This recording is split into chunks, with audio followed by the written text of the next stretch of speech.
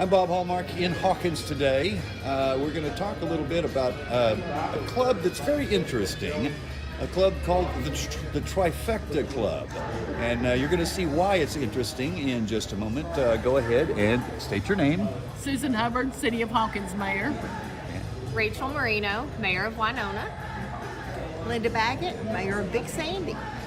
All right, now you understand it is the meeting of the lady mayors of an area that's very, very tightly knit out here. It's Big Sandy, Winona, and Hawkins, and they get together once a month to talk about, I guess, things that are all about how you run your cities. Now, I don't think I've ever covered a meeting of three lady mayors at one time, so this is actually a new experience for me.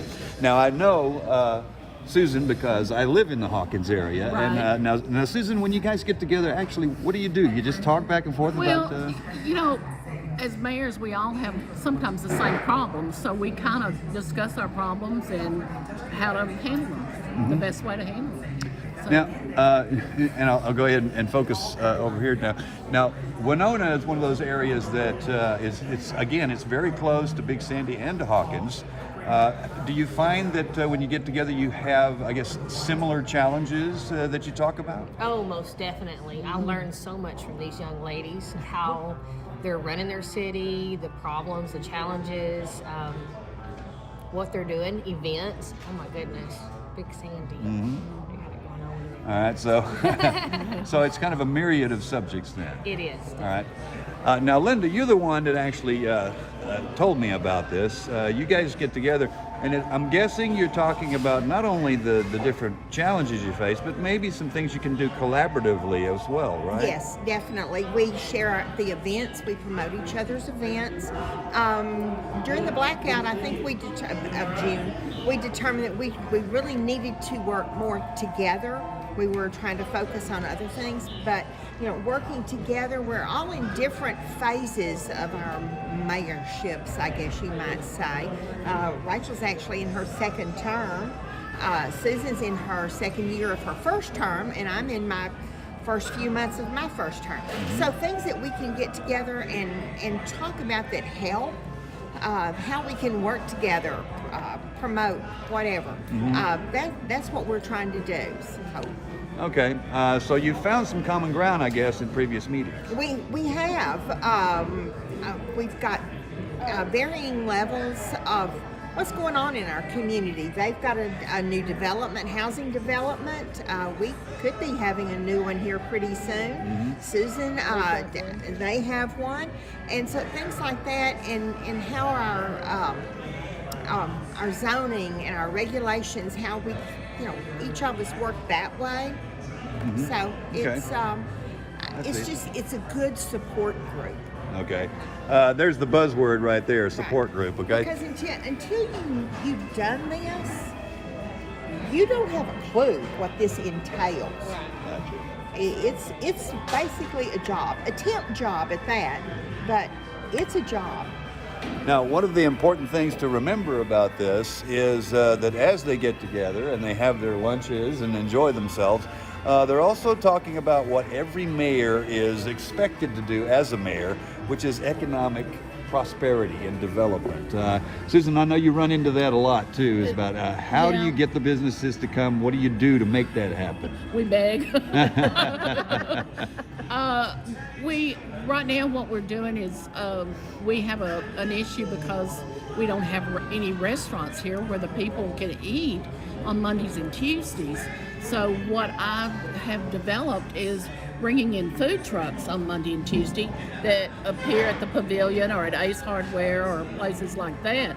So hopefully once those food trucks come in, they'll see that, hey, we can make a livelihood here, and they might establish a permanent business here. Right. So that's what we're trying to do is basically market the city. Exactly, and that's what you do as a mayor of any city, is Right. that you try to market your city to say, this is a good place to go. Even if you're not from this area, it's a good place to come to shop, a good place to come to have Right. lunch, dinner, that sort of thing.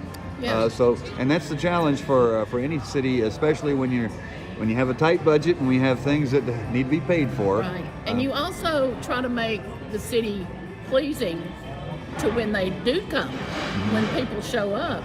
So that's part of our revitalization project that we're trying to work on right now. What kind of things does this do for you when you get together? You bounce ideas off of each other. Maybe you're hoping to get an idea that you didn't have before, something like that. Yes, most definitely. Like she had mentioned when you were talking with her, when we had the power outage, we all checked on each other, made sure that each one didn't need something. How are you doing over there? You know, do you need anything? Do you need any water? What the city of Winona is working on as far as like growth is with the new Economic Development Board. With the ESD, Victor Valle and his group through Smith County, we're working on getting a new industrial park. And the city of Winona owns our own gas system. So by owning our own gas system, we're offering incentives, putting in gas lines, or trying to see what we can do to bring businesses closer and in for, you know, tax revenue and to visit our restaurants once we grow some. We do have challenges as well. Okay, so obviously it's a situation where you hope that you find an answer to maybe a problem or a challenge that you have by getting together for these little groups, right? Oh, definitely. I look forward to the groups. They're awesome. I've learned something at every one and take something back from every one of our meetings. All right, as somebody who started this, has it panned out to where you hoped it would? Definitely. I've known Susan since we were in high school years ago. It was more than that, but mostly in high school. I just met Rachel a couple of years ago, and it's really brought us closer together. And you know, as women, we do have different challenges than the men. Sometimes they don't necessarily want to listen to us, but we're there. You know, and with ours, they've got strong economic development, and so do we. We already have a business park that, of course, the only place we have there right now is SFG, but it's a huge business, biggest employer, thriving. We have a lot of land out there that we hope to see developed. We've had a large tract of land recently purchased in Big Sandy that we're hopeful as things move on, will be developed into housing and some commercial building. You know, we've recently lost Two Rivers. That was our community grocery store for 30 some odd years. It's left a big hole in our community, but we're hopeful that this development will bring something in its place and a little bit more. Okay. So we're very, I can't talk about it right now, but we're very excited about it. I just can't wait. Okay. But right now, one of our challenges right now is we've got road construction, like apparently everybody else in East Texas has and whatever. But we're working through all that. We've just opened the Welcome Center downtown.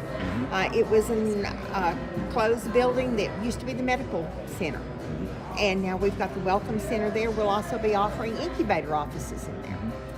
We've got our couple of other places that are thriving.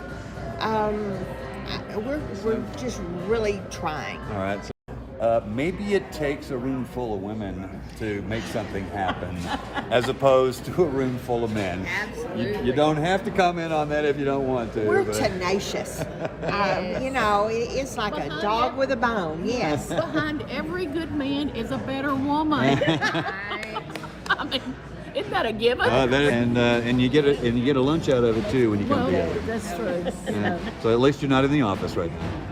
True, very, very true. Sometimes it's good to get away from that office. All right, there we go. It is. All right, ladies, thank you very much. I appreciate that. Thank you. Thank you so much. All right, and we will have much more on this story tonight on KLTV 7 News for KLTV WebXtra. I'm Bob Holmer.